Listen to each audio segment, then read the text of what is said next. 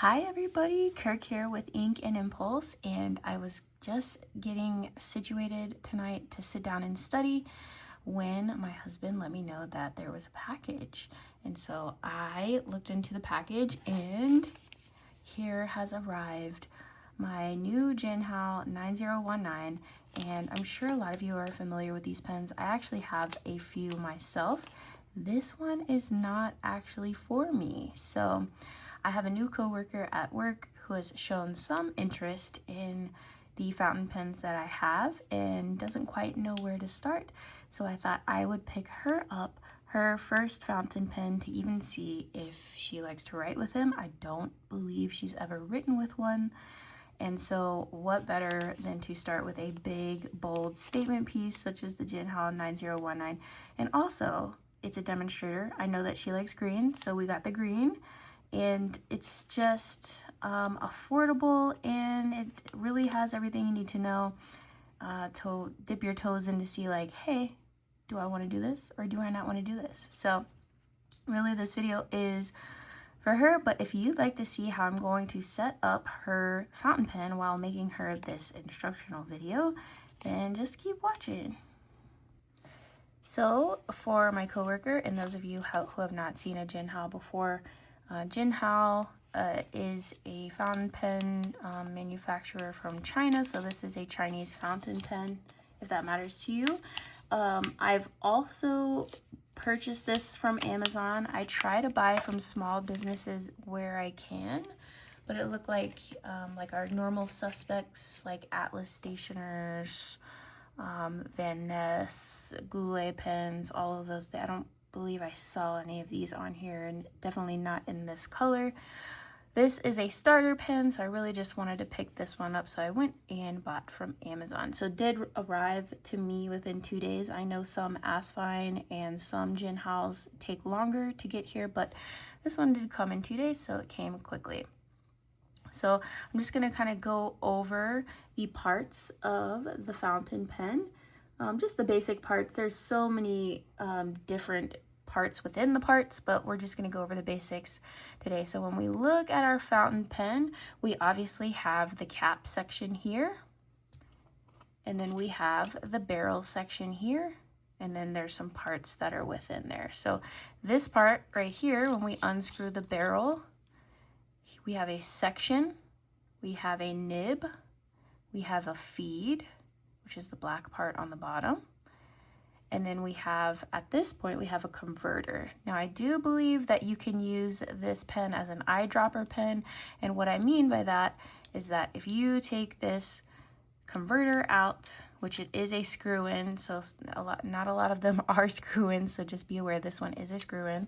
If you take this out, I do believe you can fill the entire reservoir here of the barrel up with ink and still use it as an eyedropper pen. I haven't used that, so let me know down in the comments if you have and if it works or not. But that's those parts right there. So I'm going to screw this back in, and we're going to take a better look at the cap. So if you look at your cap, you are going to have up top this section right here, and sometimes on other fountain pens, if you look, this will be like a separate section altogether, and the tip part is called the finial, and especially you'll see some fountain pens that have different types of finials. So I'll get you a couple examples.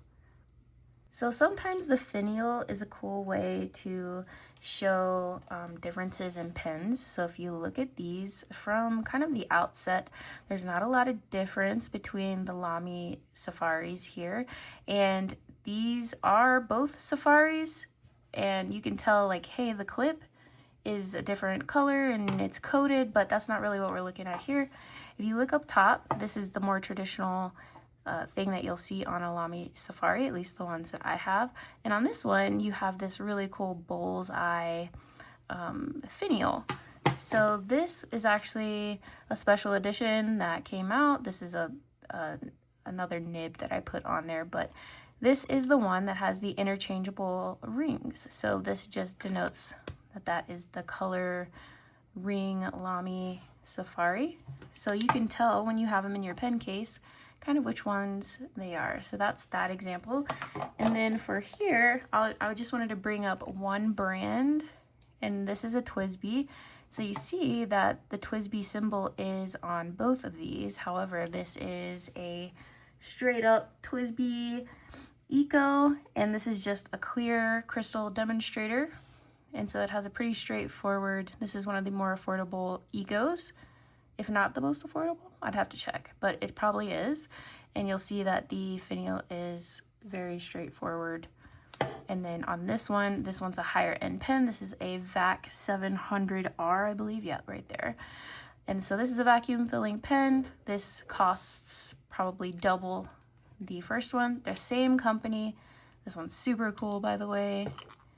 It has also like the metallic rainbow kind of nib there that matches the other metallic elements. But you can see that this one has a domed finish to it, so there's just like a little bit of elegance when it comes to that one. But those are some of the things that you'll see with the different price points of your fountain pen. So as you see, this is a very beginner one. There's not much to say here, but there are some redeeming factors to this cap section. And I will say, normally it's, when I'm talking about Jinhao's, I like the clip. It's pretty sturdy, but it also has a bald end, so it's not like gonna scrape your paper. It goes on a lot more smooth if you like to clip your pen onto paper, which I don't typically do, but this one you can do that with. And then right here, when you're looking at the band on the cap, and you can see it on some of my other pens, you'll see that this one has the brand as well as the model number. The same goes for this one. This one does say Jinhao, as you can see, and it does have the model with the model number, so that the 9019. The only thing it doesn't have is the color, but this is the olive color, and it is this beautiful green.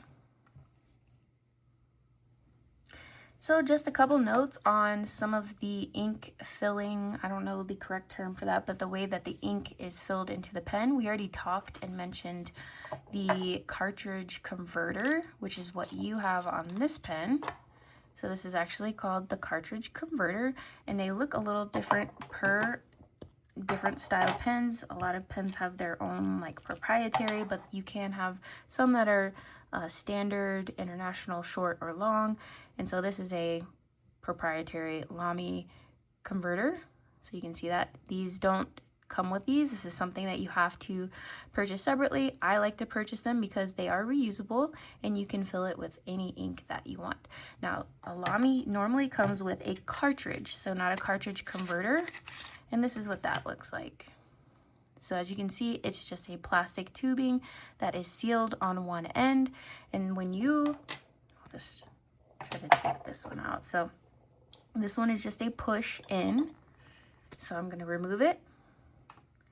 And what you would do, your Lamy would come with one of these. Normally, I think it's a blue. And you would just rest that in there. And then you can actually take your body and just twist it in until you hear that the cartridge is seated. Now with that, just keep in mind it'll take a couple minutes or moments for that ink to flow down, but I have found that the Lamy purple is a very beautiful purple. And the Lamy inks, to me, they work very well. They're very nice and smooth. But it doesn't come in shimmers, so you know me, I gotta get the converter. So this one does have a converter.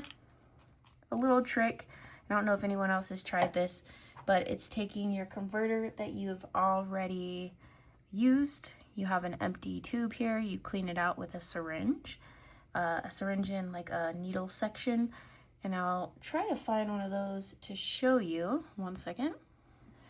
So here's that device that I'm talking about. It is a syringe with a blunt needle section. I don't even think they would call this a needle, but you would put this on, attach it, and you can actually clean a cartridge. Let me see, where is that? So once you had already used the cartridge, you're gonna have a hole in here, and I would just be careful and like try to clean this out. I had done this before I actually purchased my cartridge converters. Their cartridge converters are, to me, easier to use, but in a pinch, this will work. You can actually take ink from a bottle, put it in your cartridge that you've already used, and then stick that gently back into the Lamy Safari that you were using before.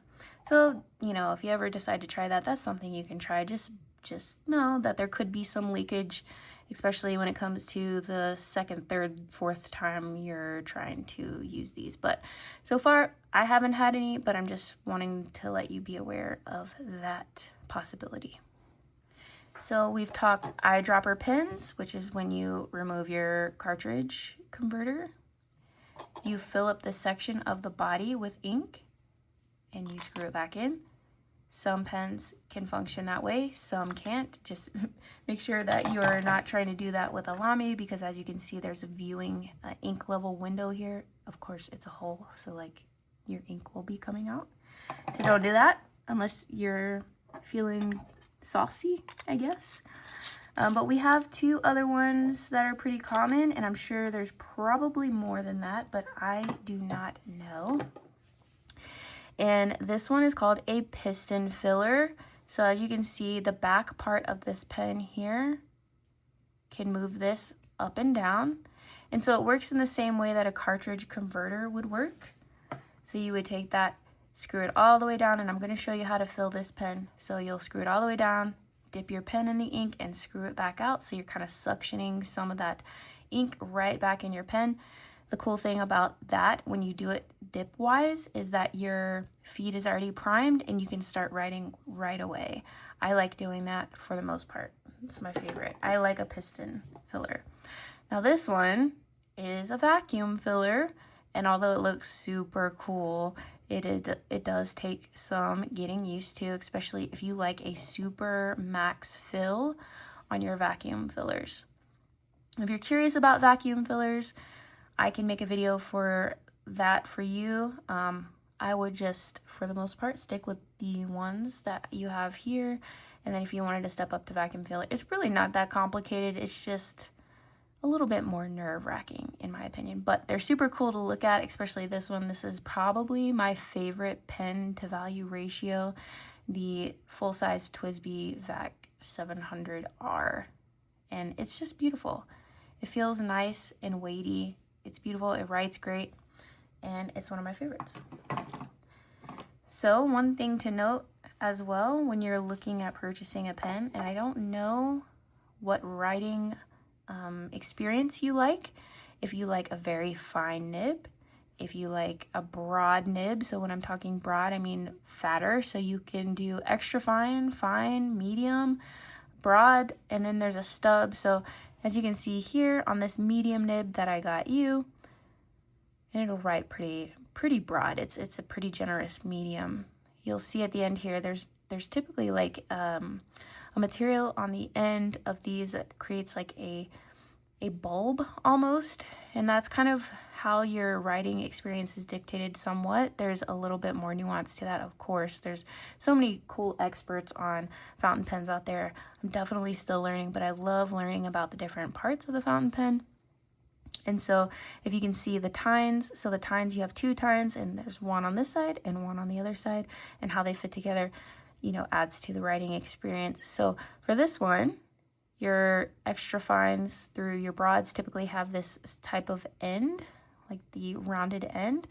And then when you have a stub, which I believe I have on this pen, now this is an exaggerated one, this is a crazy one here, but you see that flat end, and this will just create different lines in your notebook when you're writing. So for this one, I typically use this guy and my other super crazy large stub. I think I have a 1.5, so typically they come in a 1.1. I have a 1.5 here and a 1.9 here. So these are actually just ridiculous, but these are my stubs that I use for my Lamys.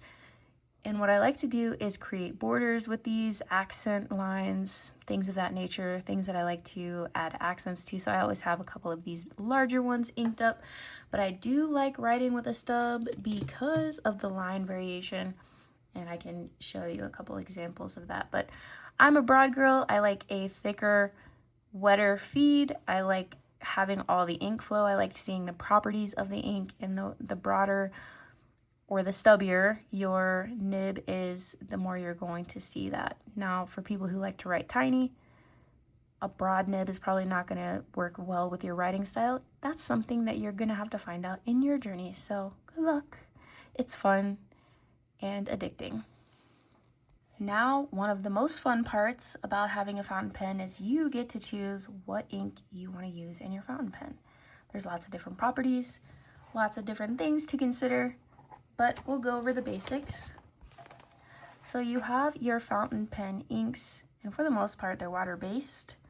I think there are some like dip pen inks that maybe have some other things, but regardless, when you look for an ink, you want to see one that says it's fountain pen friendly, because there are some that are in like similar bottles that aren't exactly recommended for fountain pens. And so those are like normally your super opaque looking painty acrylic looking ones. I don't know if they're actually made from acrylic, but it kind of gives that look.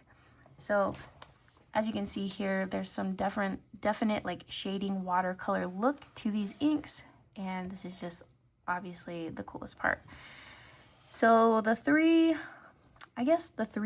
broadest categories for properties of the ink are shading. So shading meaning that there's lights and darks. There's also, I think, a subcategory called chroma shading, which has shading, but let me find you a chroma shader and I'll show you the difference. I have one in my blues section. It's a super cool ink. All right, so here we go, chroma shader. As you can see, the shading is your highs and lows, your darks and lights, but there's also different colors to it. So this would be a primarily blue ink, but it has a chroma shading color of red, and I'm sure there's more nuance to it. So if you guys are an expert in chroma shading, please go down in the comments and school me up. I love to learn, and so you're not going to offend me by correcting anything that I say. This is just a basics overview for my friend who is new to fountain pens. The second property is sheening. So let's see if you can pick out sheening inks. Okay, we're talking about sheening. We're talking about like our oil slick look. So these are high sheeners, and I'm telling you, in your blues, you're probably going to get the most sheening because I feel like every company has their blue-red sheener. That super like deep blue with the red sheen. You can even see like Noodlers for a little bit has a little bit of a red sheen to it. And then lastly, you have your shimmer. So shimmers here, as you can tell, it's like the glittery particles. Like if you were to think about really fine micas, like in your eyeshadow, it's kind of like the similar thing. And then as you can see, you can have combinations of those. So this one is a sheener as well as a shimmerer. And I don't know, it looks to have a little bit of shading as well, but it's harder to see. So you would have to make that distinction yourself.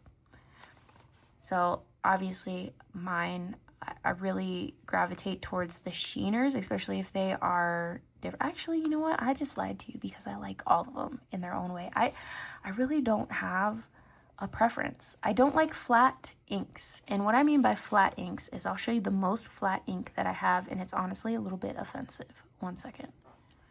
Okay, so if you had to pick out the flat ink here, which one would it be? Yes, Fruit Cocktail. I swatch Fruit Cocktail the same way that I swatch all the other inks, and as you can see, there's like pretty much variation in most of these. This one's a little bit more flat too, but it's got that beautiful shimmer, so we forgive it. But this one, I did that whole, the tapping, the doing the extra, and it is just leveled out into this flat ink. Some people love that. I don't, because if I'm gonna pick out a ink, I want it to have some interesting properties. Now I'm sure there's a use for it. Don't come for me if this is your favorite ink. I respect you.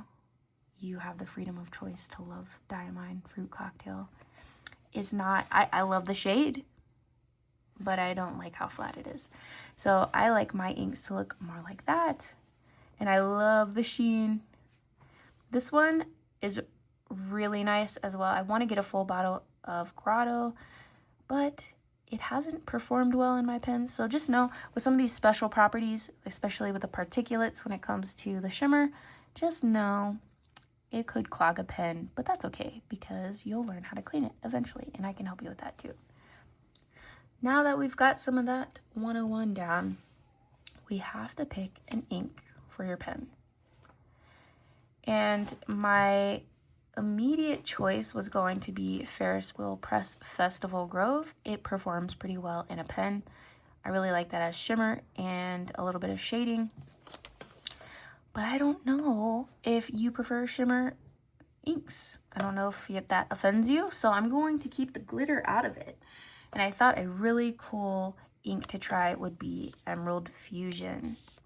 So I believe on other paper there is a sheen, an emerald sheen to this, so let's give it a try. I thought it would work very beautifully with this pen.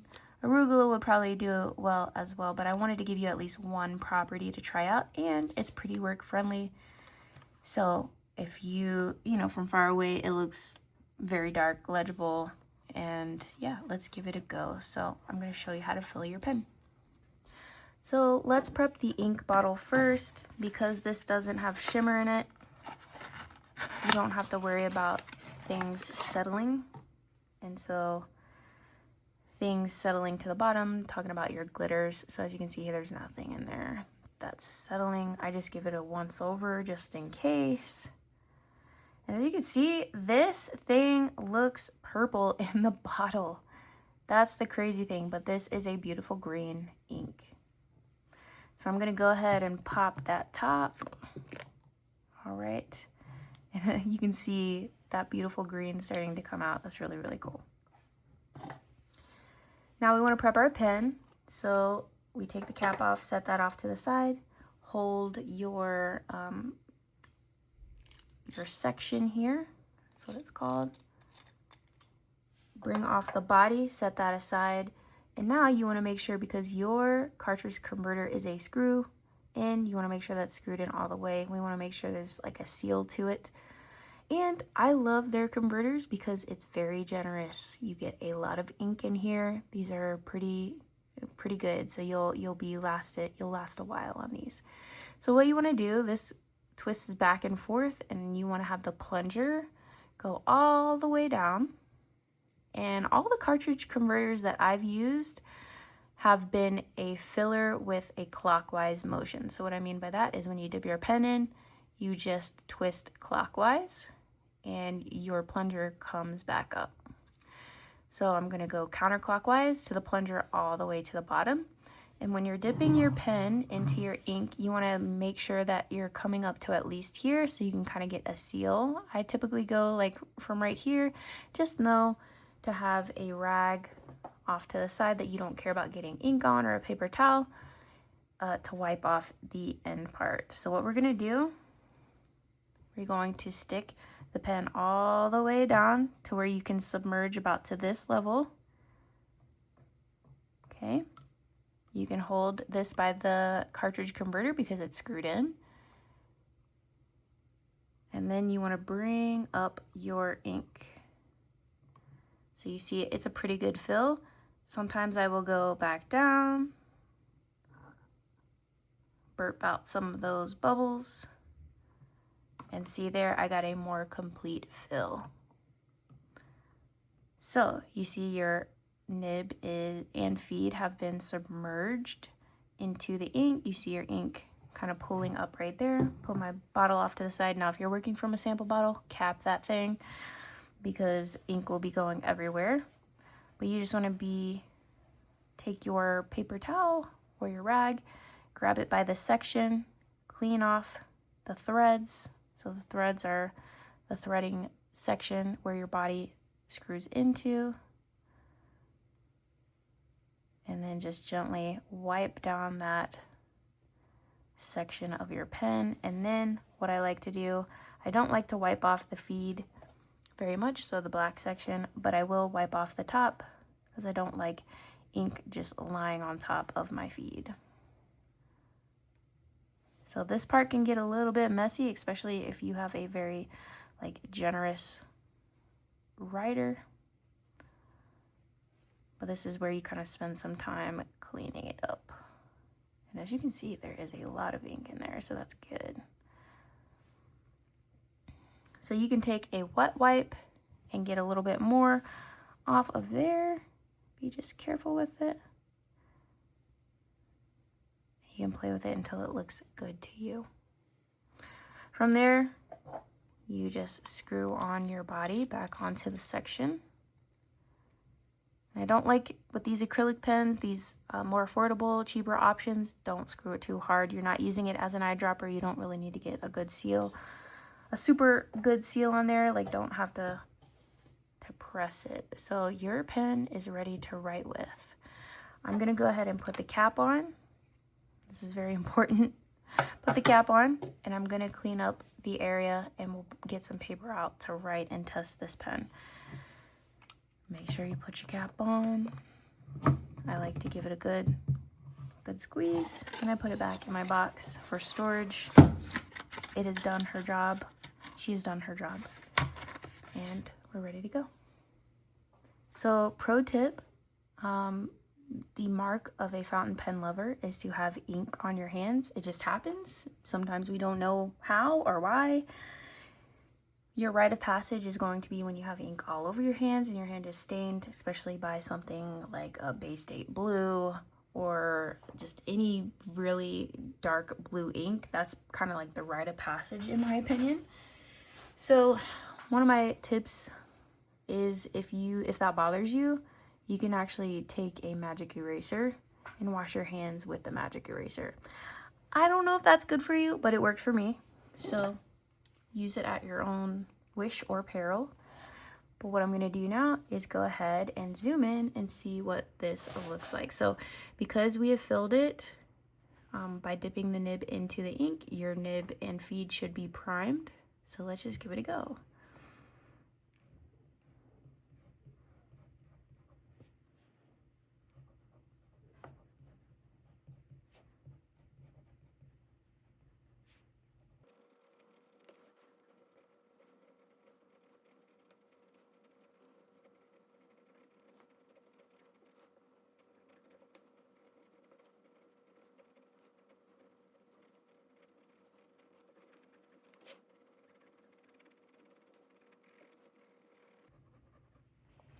All right, so she's ready to go, you guys. I'm so excited to be giving this fountain pen away, and I hope this ignites, in my evil defense, I hope this ignites a love for fountain pens.